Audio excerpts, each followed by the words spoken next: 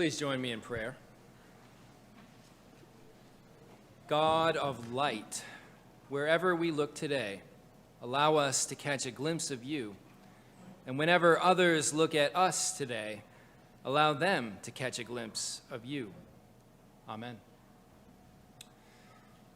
The website boredpanda.com caught my eye this week.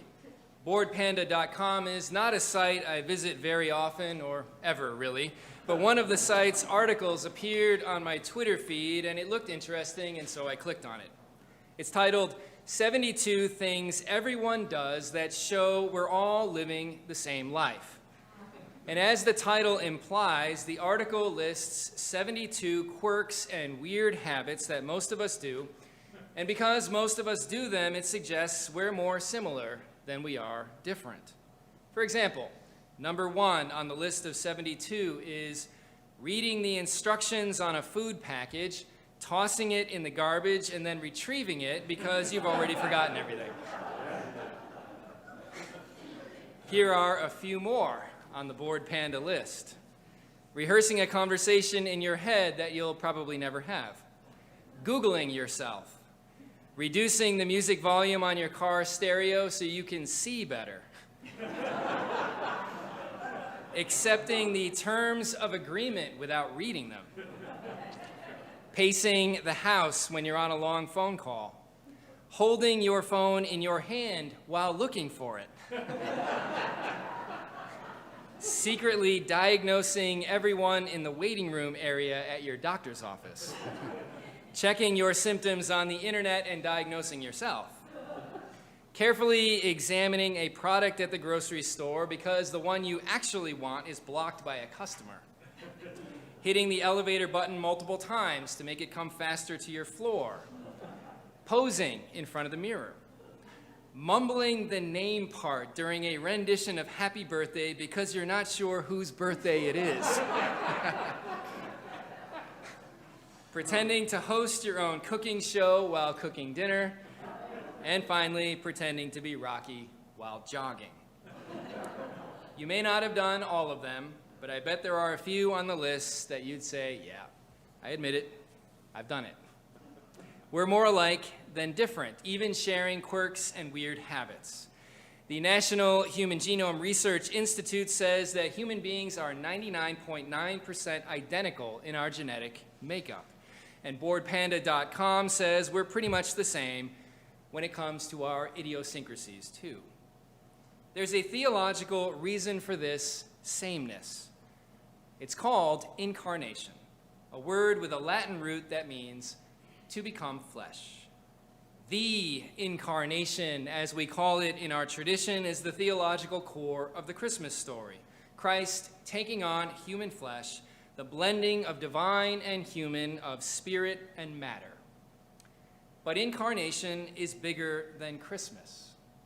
One of today's most creative thinkers on the topic is Richard Rohr. Rohr says we can see incarnation everywhere. We can see it, he says, in the Bible's creation story in Genesis chapter 1, when God joined with the physical universe and became the light inside everything. Ordinary matter, says Rohr, is the hiding place for God's Spirit and thus the very body of God. The divine presence, he says, is in literally everything and everyone. He calls it an incarnational worldview, seeing incarnation everywhere, seeing in life's material forms the movements of divine spirit, taking the Christmas story, the blending of divine and human, of spirit and matter, and expanding it out so it becomes a pattern for life, so that literally wherever we look as we move through life, we see traces of the divine. In the crash of the ocean, in the vastness of a night sky, in a brilliant sunrise or sunset, in the faces of families and friends and strangers, in the beauty of animal and plant life, in smiles and in shadows, from quiet hospital bedsides to cheering World Cup fans. The divine presence is in everything and everyone. In each chapter of her book, Liturgy of the Ordinary, Anglican priest Tish Harrison Warren names a simple thing in life that can be a site of encounter between the divine and human, an incarnation. Waking, washing, eating, arguing with family members, sitting in traffic, working, conversations with friends, even sipping tea. In her chapter on sipping tea, she talks about ignoring the toys and socks strewn across the living room to sit on her couch and drink tea. I pause, she writes, to notice and to savor the dark tea rippling against the bright white of my favorite mug, the twisted branches of late winter trees outside the window, the warmth of the steam against my face, the dwindling lights stretched in long rectangles across the floor. In our house, quiet moments like this are rare.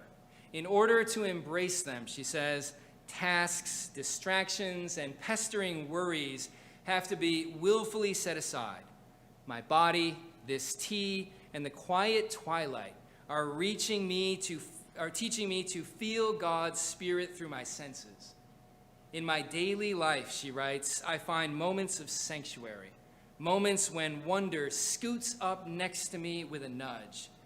This quiet moment with my cup of tea is a moment of sanctuary in every sense, a haven of beauty and a place of worship.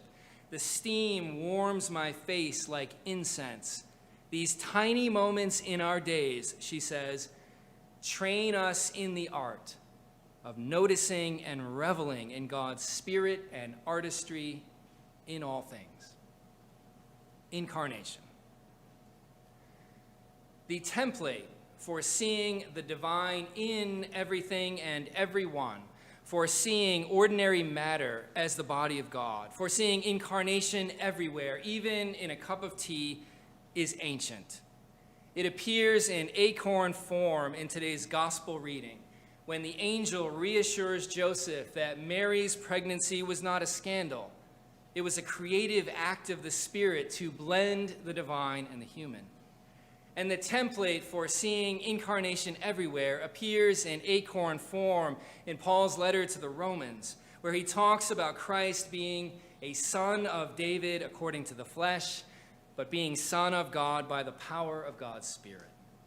This acorn developed into an oak tree of faith in Christianity's early centuries, as Christian writers layered technical theological jargon on top of the Christmas story.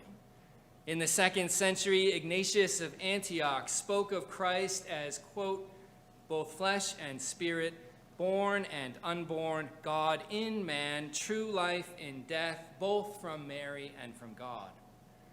In the 4th century, the Nicene Creed spoke of incarnation, saying, for us and for our salvation, Christ came down and was incarnate. Yet he remained, said the Creed, very God of very God. And because of the incarnation, said the 5th century Chalcedonian Creed, Christ was truly God and truly human. It always feels a little weird quoting creeds in a UCC church. UCCers sometimes buck against rigid creedal language because we tend to be a free-thinking bunch. It's in our congregational DNA. Our denomination's official position with respect to the old creeds is that we recognize they exist. But we treat them as snapshots that capture what Christians believed at particular moments in history. Creeds are part of the long, complicated story of Christianity, but it's up to us today to decide what to do with them. We can recite them if we want. We can expand on them. We can question them. We can reinterpret them. But because they're a chapter in our 2 millennia-old Christian story, we can't completely ignore them. In the UCC, we call them a place to start as we think about matters of faith. They're not the final word. And I personally love that our place to start is so ancient. Creedal language is really old, 15, 16, 18 centuries old, which makes it almost like a foreign language in our world of instant postings on Instagram or Twitter or whatever. A world of the next new thing, the next news cycle, the breaking story, the most recent celebrity gossip, the latest self-help fad promoted by social media influencers.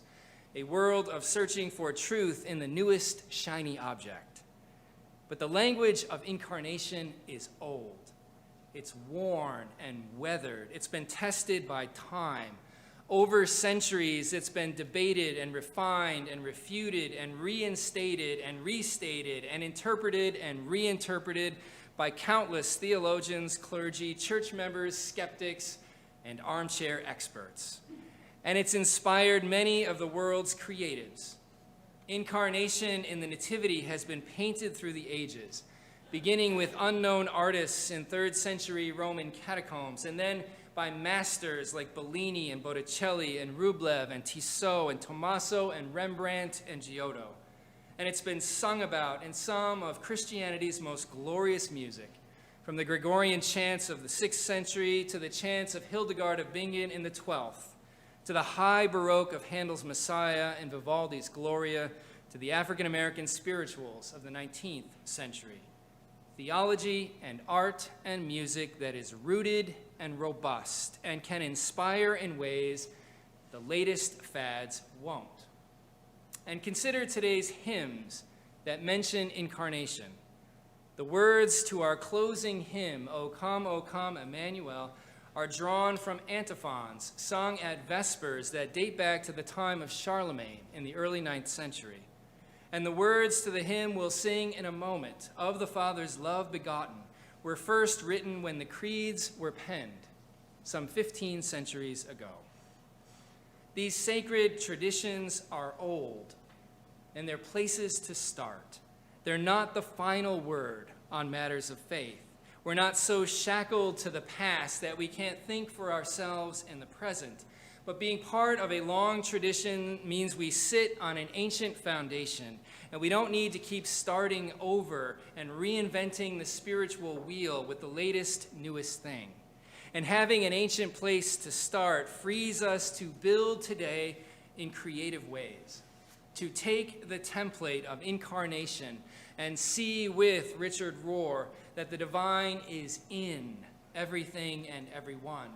That ordinary matter is the hiding place for God's Spirit and thus the very body of God.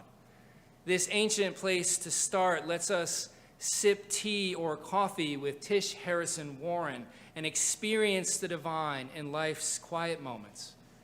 And the incarnation template can help us appreciate with boredpanda.com these 72 quirks and weird habits that we all do, because we can see that in spite of our differences, the same divine spirit of life that breathes and moves through our world lives inside each of us, draws us together, binds us together, and makes us more alike than different. Imagine if we lived each day with an incarnational worldview. Imagine how much more compassionate we would be. Imagine if we saw each person as bearing the marks of the divine, from those we love, to the strangers at a coffee shop, to the drivers we share the road with, to the politicians who push our buttons, to the people experiencing homelessness. And imagine if we treated the planet as the hiding place of God's Spirit, the very body of God. Back in the 5th century, a Christian writer was inspired by incarnation, and he wrote, "Look at the animals roaming the forest. God's Spirit dwells within them. Look at the birds flying across the sky. God's Spirit dwells within them. Look at the insects crawling in the grass. God's Spirit dwells within them. Look at the fish in the river and sea. God's Spirit dwells within them." And he concluded with these words, "There is no creature on earth in whom God is absent. The presence of God's Spirit in all living things," he said, "is what makes them beautiful. And if we look with God's eyes, nothing on earth is ugly." I want to close today with a story from the most recent edition of the Harvard Divinity Bulletin, and it's about a Harvard artist named Macy Liu. She's a painter who sees her art as a way for her to build a compassionate connection to the world, especially the natural world. She calls it being with. Our Bible calls it Emmanuel. As I paint animals, she writes, I often wonder about them. I wonder how they're doing and what they're experiencing, especially as the climate changes. I begin to compassionately relate to them, to try to feel what they feel. During the pandemic, every student at Harvard was required to take a weekly COVID test. This meant twisting open a blue-capped tube and inserting the collected samples. The blue caps were then discarded. As Macy walked through Harvard Yard, she noticed many blue caps on the ground. I imagined them floating on the ocean, she writes, and getting eaten by the albatrosses or getting stuck in a turtle's nose. I began collecting them with the help of my friends. It became a daily practice of being present as my eyes constantly searched for blue things while walking. Macy began to read about how male satin bowerbirds from New Zealand and Australia gather only blue-colored objects to decorate their nests and attract female bowerbirds. The males used to gather blue flowers and berries, but they now mostly find blue straws and packaging discarded in forests. Armed with this research, and with her collection of discarded blue caps, Macy painted a blue bowerbird standing in his nest, surrounded by blue caps she glued to the canvas. I created this piece, she writes, to encourage us to not forget about the consequences of our actions. Macy's story reminds me that how we treat the planet and how we treat other people is how we treat God because of incarnation. Amen.